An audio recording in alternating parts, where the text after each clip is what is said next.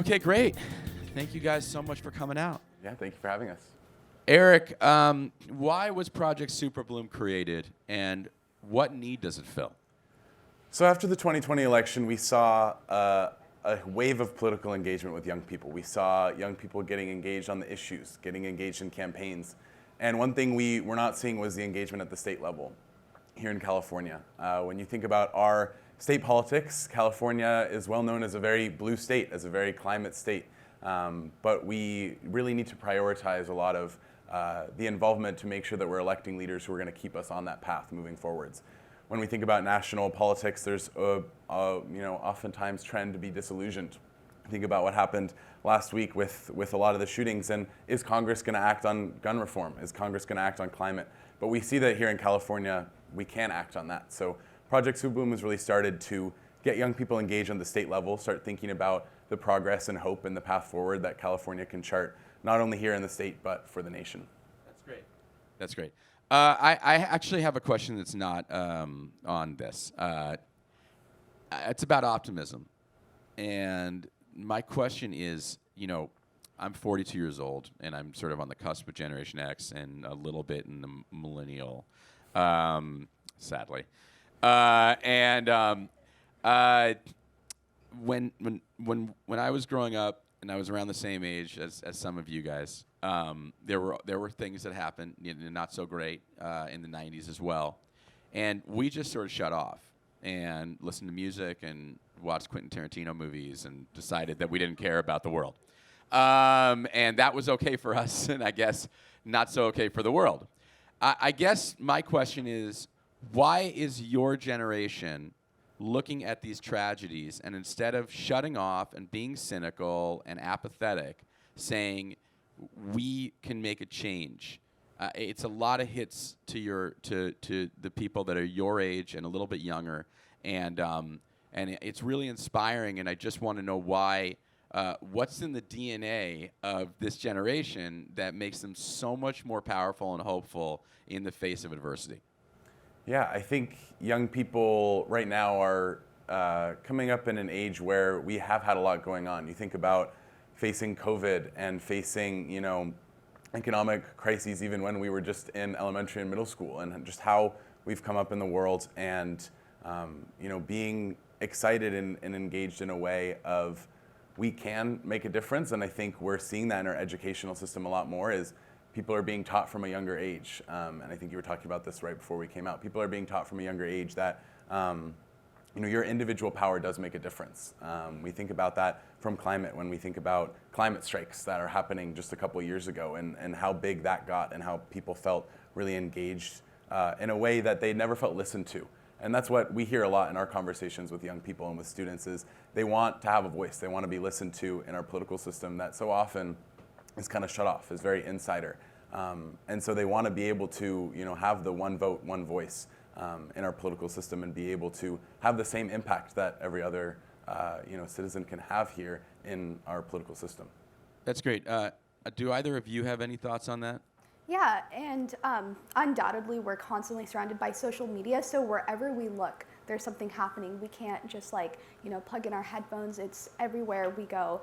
And even though that can be really disenchanting and really disheartening to constantly see so many things happening in the media, it's also so much easier to find solidarity. There's people all around the world on Instagram, on Twitter, on social media that you can connect with and bond over these things that we're going through, and find that community that matters to a lot of young people. And I feel like we really do have strength in numbers, and once you see that other people are really passionate about these things, it's a lot easier to empathize with these issues and really humanize them and work together to solve them. I was just gonna say, like what Nadia was saying, like it's much easier now in this generation to spread the word through social media and stuff like that. And like she was saying, it's easier to do things in numbers. So I feel like now we all empathize with each other, and we're able to see around the world how people are being affected, and kind of putting it into a different perspective. Like maybe I should be doing something to help them because I have the capability to do so. Do you guys think, I know I'm completely not doing any of the questions. Do you guys think that do you guys look at older generations who kind of are annoyed about all the social media posts and all, and this sort of self-empowered, generation. Do you look at that and sort of just roll your eyes and kind of shut them off, understanding how much change you guys are making? Because I think that one of the interesting things is that as we move forward, especially obviously post-COVID and even a little bit before, seeing these movements that grow out of social media, that grow out of young people, and start sort of as I don't know, and then suddenly there's people in the streets, and then suddenly there's change in corporations because corporations, listen to you guys more than anyone else because you're the new buyers and you're the next generation. Do you just kind of look the other way at all the cynicism on the other side of this, with what you guys are doing? Yeah, I mean, I certainly don't think that social media is the end-all be-all solution. There are times when, apathy is created because you're constantly seeing things going on. And again, like, change cannot come just from a social platform or an online platform. But I do think that there is something to be said about how valuable it is to spread information that quickly, and how easy it is to get people, organizing around a post, just reposting something, showing that solidarity and finding that community across a really wide range of people that makes it really impactful and can start those movements. Yeah, and I'll get to this question in 1 second, but I just want to go to that just a little bit more into the audience as well, and beyond. I think there is a misnomer there in terms of the fact that when people say, "Oh, social media, is it's just a news feed. It's just and what I'll point to is not something as recent as you'd think. I would point to Arab Spring, Twitter, and that was almost a decade ago, maybe more actually. I think it was about 11, 12 years ago, and the power that Twitter had to have communications in the middle of an actual war and crisis going on that allowed everyone to educate and build communities not online but in person, based on the fact that they could not communicate any other way, that the phones were off, and that they found a social media device that they could actually communicate with and rally through and actually make change. And I think that using that, people they don't understand the power. A lot of people don't understand the power of social media, not just to push a cosmetic line or whatever, but to push actual change. The reason why BLM and so many other movements, Me Too, etc. And it's so great that you guys are using the same sort of tools to empower climate change, and especially for younger folks, because it is so hard. We talk about it all the time. In corporations, we talk about it all the time. Toyota, we talk about it all the time. That it's so hard to get young people to be at the forefront of the movement, right? And that is so important, And so let me get to an actual question here. To Eric, what is, that's to you, yeah? What is your experience talking with your communities about politics? And can you give us some examples of conversations that you've had? Yeah, I think, speaking about the social media thing, a lot of times we use that as an organizing tool to then get to those in-person conversations. So we think about, recruiting people to our organization through social media and then going and getting on their college campus, their high school campus, and meeting up and bringing candidates to campus and things like that. So often the conversations we have with young people and with voters in general are about seeking representation. Like I was speaking about earlier, speaking of voice. A lot of times, many of our elected leaders, go to Sacramento, our state capital, and they work on policy, and then election time comes around, and they start talking to voters again. And there's a complete disconnect between fighting for your community at the policy level and getting reelected right now. And so what communities are looking for is an involvement in that. One conversation that I had with a voter in Carson when canvassing for one of our candidates was he had voted for the incumbent state legislator in the previous election on the promise of change. This legislator had said he was going to start involving his community, start fighting for environmental justice. And what he saw in his record was not reflective of that at all. And in Sacramento, what oftentimes happens is when legislators don't want to take votes on controversial issues, and when I say controversial, this can be votes like lowering greenhouse emissions even, they'll choose not to vote. Rather than even vote no, rather than stick their neck out, they'll vote no vote recorded, even though they're in the chamber. And so they'll sit there and instead not represent their community's voice on this piece of legislation. And people are looking for that. People are looking for a leader who is going to be acting on things that are in their community's best interests. Sure, yeah. I mean, you vote for people to represent you, right? So the idea that they're not representing you in times of need is obviously an issue. And the more that we can educate people on elected officials that are not representing, the better. Nadia, what's important to young people who are new voters or almost voters? We have an election on Tuesday. So what is important to voters like you, kids that are in high school that are just about to be 18 years old, who are still in high school, who are just graduated or in college, and how do we get them engaged at this level? Because new voters are always the most excited. They're ready to vote. One thing that it's hard, it's even hard for me, it's hard for everyone, is to know exactly who you're voting for, what the initiatives are that are on the ballot, and, what your personal set of values leans you towards in the election process. Yeah, I think it all really comes down to the ability to see the fruits of your labor, to see that your vote, what you posted, what you've done can tangibly impact the community and the world around you. And again, so many times we're constantly disillusioned by these huge monumentous national events that a young person or a new voter doesn't feel like they have control over, with Roe v. Wade. It's so hard to see that your one vote, that your what you've done as a person can really affect that.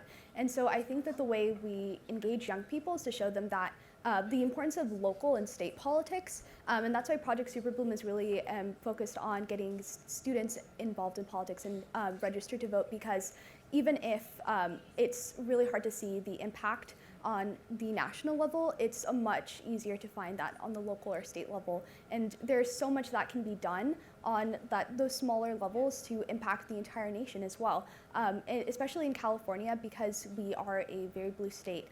If we have a new era of young progressive voters voting for state legislatures who are going to create universal health care, who are going to pass a Green New Deal, and we can be the example for the rest of the country, and to see that happen in years and years to come. But I think just showing that there is an impact that can be made on a local level. And do you guys create a little cheat sheet for first-time voters explaining, which elected officials are aligned on climate issues, what initiatives that are on the ballot are climate positive? Yeah, so for this election, we have our endorsed candidates. They're all at the state assembly level. There's not many initiatives on the ballot this time around in terms of the statewide ballots. Most of those will be November, but that's definitely on our radar because those are oftentimes the lowest information ballot propositions and can be very influential. On purpose. Right. And they, the ballot statements are, oftentimes not even made by the advocates who put them on. And a lot of times we see, big money campaigns on either side of issues line up and, basically frame ballot propositions how they want. So yeah, we're going to be creating a guide for November for just, looking at your ballot, how to figure out how to Google, the elected officials. And by the way, we can help you guys with that, as well as some of our new influencer board as well, which would be really helpful with that, and just kind of explaining. I think it's always hard. It's even hard for me. Yeah. It's hard. It's complicated, and especially when it comes to things like fracking or like farming initiatives. And we have to remember, this is a little wonky California, but that California is blue, but it's not blue everywhere. 50% of this state is not blue at all. It's hard red. It's just not where we are. Places like Stockton, Bakersfield, and beyond, some of the more inland areas and some of the more northern areas, and they have lots of votes over there too. Not as many as San Francisco and Los Angeles, obviously. But there's power, and there are elected officials there as well. And so I think that we have seen. We're seeing right now in real time in Texas specifically, what it looks like when people don't realize that it actually does matter who you elect in city and state level, and not just on the federal level. because the gun laws in Texas are dramatically different than the gun laws in California.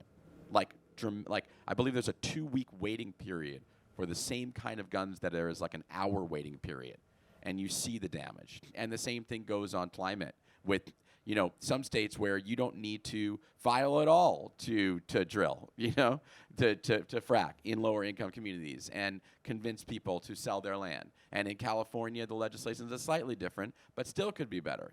And, you know, so I think that the more that you all can educate, the better off our world will be. Cynthia, I have a question for you. What environmental problems persist where you live? And how has state policy potentially impacted these problems both negatively and positively? So I'm originally from San Diego, California, but as stated earlier, I go to Dominguez Hills, which is in Carson, California, just a little further south. And since moving there, I've noticed the huge oil refineries and the huge problem of air pollution as like, especially not just in Carson, but like driving into Los Angeles like this morning, just that big fog that covers Los Angeles, which is like one of the main things that like LA is known for, like when pictures are taken of Los Angeles, is that giant fog cloud over it.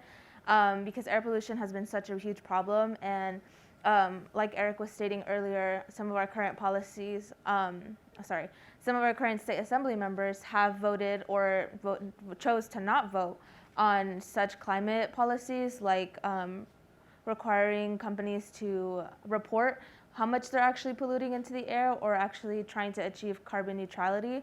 So I feel like it's such a big issue, especially for like younger people or the older people that are living in the community because of the delicacy of like our lungs and like our health development and stuff. So I feel like that would be one of the bigger issues, like, and also just regular pollution in general, because like the streets of Los Angeles are just covered in especially in lower income communities, are covered with like trash and stuff that isn't normally noticed because we're not in such high level communities that need to be presentable for people. So I feel like that's also a big issue. More funding, more infrastructure, Yeah.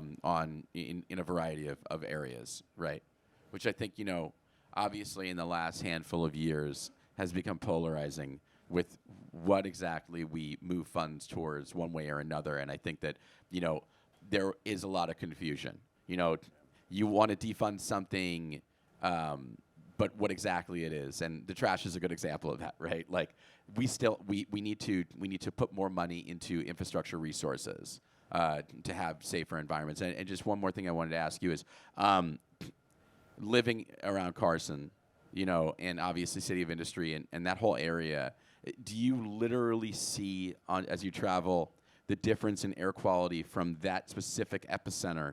And then as you move outside of downtown Los Angeles to here and closer to the beach, or on the other way, do you see it dissipate?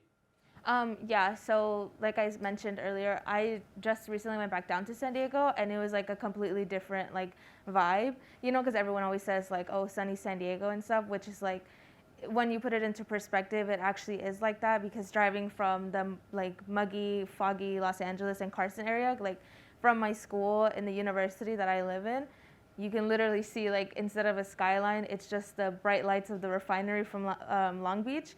And it's like a completely different change, like in the air quality and in like just the vibe in general, I guess is a better word for it. Because you could just go from like gloomy refineries to just clear beaches, and like it's still city, but it's not as congested. And so you guys, and this actually goes into this next question. The question is, how can California be a leader in engaging young voters in environmental policy? And I think we're already hearing a little bit about that. But, you know, when we're talking about locating certain things, elected officials, and some policies, do you guys specifically see things, for example, in the area that you are, you know, going to college in, where you could say, okay, this exact person would help in this way, or this policy will help in this way? And how do you get that information out? Yeah, so a lot of times, you know, in Carson, we're supporting a candidate who is running on a strictly environmental justice platform against a legislator who has historically not voted or voted no on many pieces of climate legislation. You know, Cynthia went to a town hall the other day and asked him about his environmental record. And he called the environmental problem something that was being made up by his opponent. He called it a problem for Beverly Hills and Malibu people, even though his district is the most polluted zip codes in California.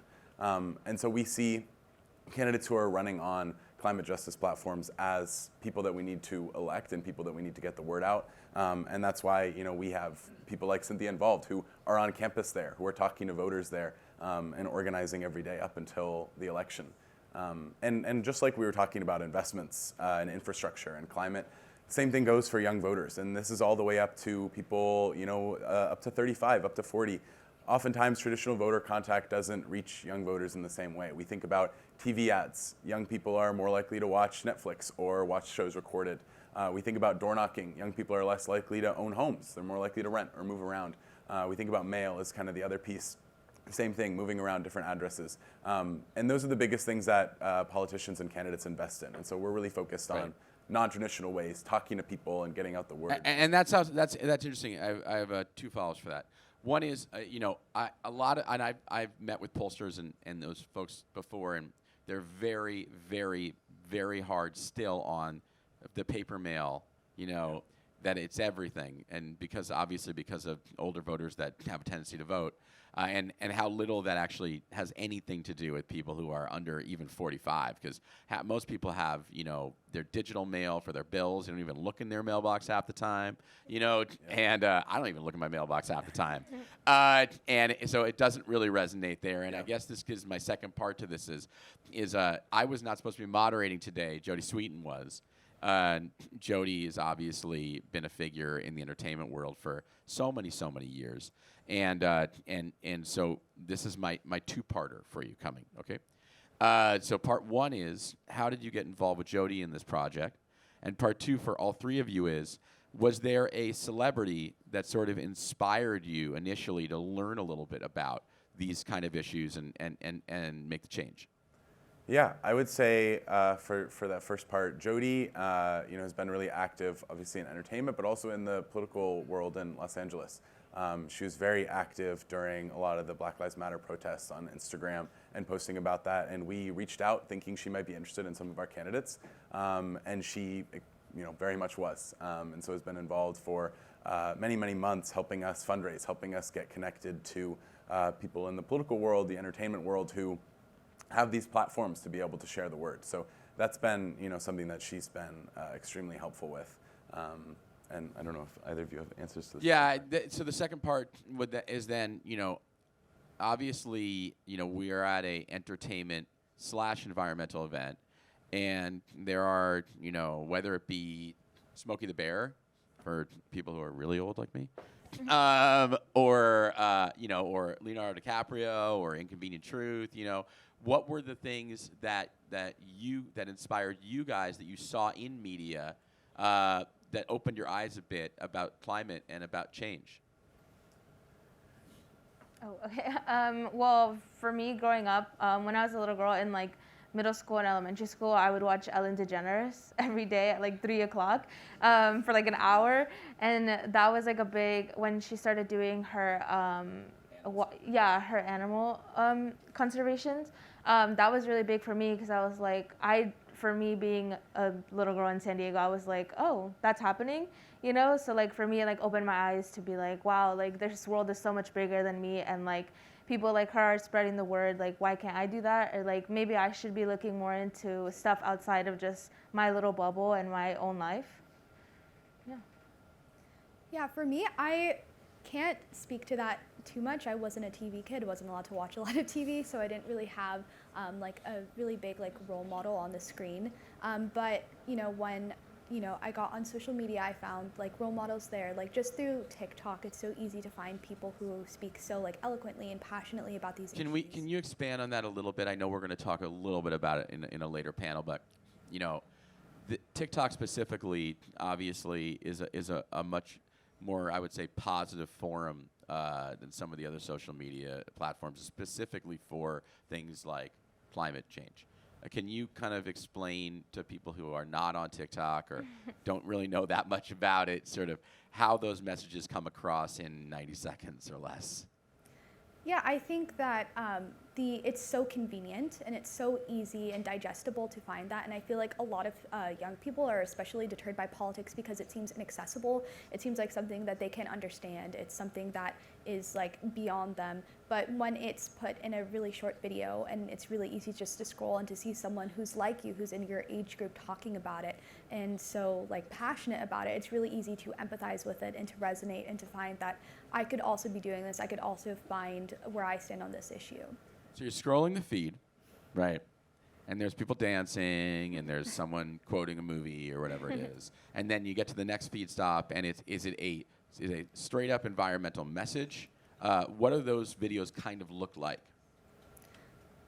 I feel like because they do tend to be created by younger creators, they really lend to what young people are interested in first, whether that's like media references or music or anything that really just connects with young people. And then it leads into like discussing a current event that maybe someone heard on the news and was like, well, I don't really know about that. But then you kind of get like sucked into it because it's like, I guess the curiosity of like knowing what actually is going on behind like the things you hear just like around or on the That's news. Great. Okay, I think we have one more question here, I believe. Let's see. Is there one more question? Let's do that one. So what gives you guys hope? Why do you guys continue to work and stay involved? We talked about this very early on in the conversation, but why is your organization thriving? And what is the positive messages that you guys have out there that continue moving you guys forward in your message? Yeah, I would say the biggest thing that we're hopeful about is, when we talk to young people and people, even who are politically engaged or people who completely are disengaged from politics, they really resonate with thinking about California and the progress that we can make. It's hard to look at what we generally see on the news or what we're seeing come out of Congress and action and be hopeful about our future in politics. But California offers, a beacon of hope, a beacon of progress on a lot of those issues, and young people care about that. Young people care about the state that they're growing up in and the state that they want to stay in. They want it to be affordable. They want it to be, be able to have clean air, clean water, and all of those sorts of things that are determined at the state level a lot of times. That's great.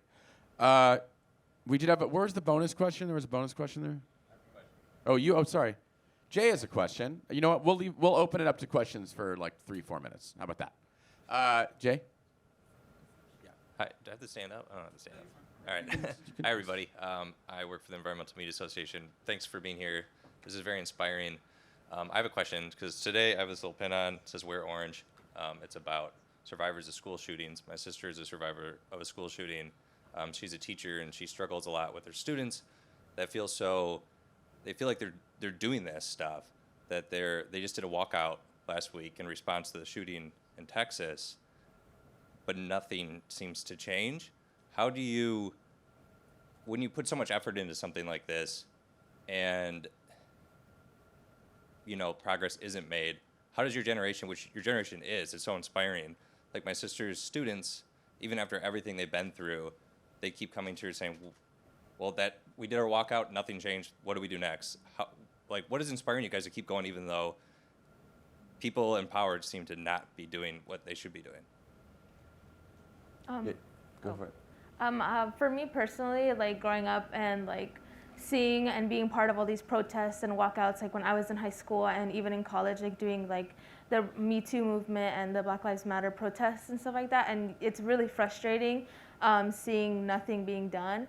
But that's just what we see on like a local level. Whereas like I always thought like if somebody's pissed off, you're doing something right. And obviously a lot of people are pissed off with a lot of stuff that we're doing and a lot of the protests that we're doing because they're saying stop doing it, So I feel like just the fact that like we're amplifying the voice of those who unfortunately don't have a voice, whether it be because of their race, their gender, or any other capacity that they're in. I feel like it's, for me, it's very important to just keep driving that, whether we think we're doing nothing at all or whether we see no change happening, because I feel like eventually there's going to be a crack. You know, I feel like if we just keep pushing and just keep driving this force, eventually someone's gonna be like, you know what, we do have to change this. And also, like me, as a young adult, eventually, hopefully, I will be someone in that position to make that change. You know, so yeah. So I feel like as young adults too, it's important to just keep advocating for that and pushing other people to see that this is probably something that we should be working on. And I feel like it's just important to just keep pushing and just keep trying. I think for me, what really brought me into politics was finding a community, because before seeing people like myself who really cared about these issues, who had a similar background to me, had similar experiences to me, it was really hard to get engaged. It was really hard to find something that I could really get behind and be passionate about. And like Cynthia mentioned, even when things don't succeed, just knowing that there are people around you who care about it just as much or more than you do is a huge motivator, and what is why like we constantly challenge the status quo, because even if we don't have a victory, even if one of our endorsed candidates doesn't win, we still have a whole movement behind us who's going to keep pushing us to keep advocating for change. Great. Well, thank you very much to coming up here and having a long conversation with us, really telling us a lot of amazing stuff and kicking off our day. It's just going to be a lot of fun conversations today. So, yeah, that's great. Thank you, guys. Thank you very much.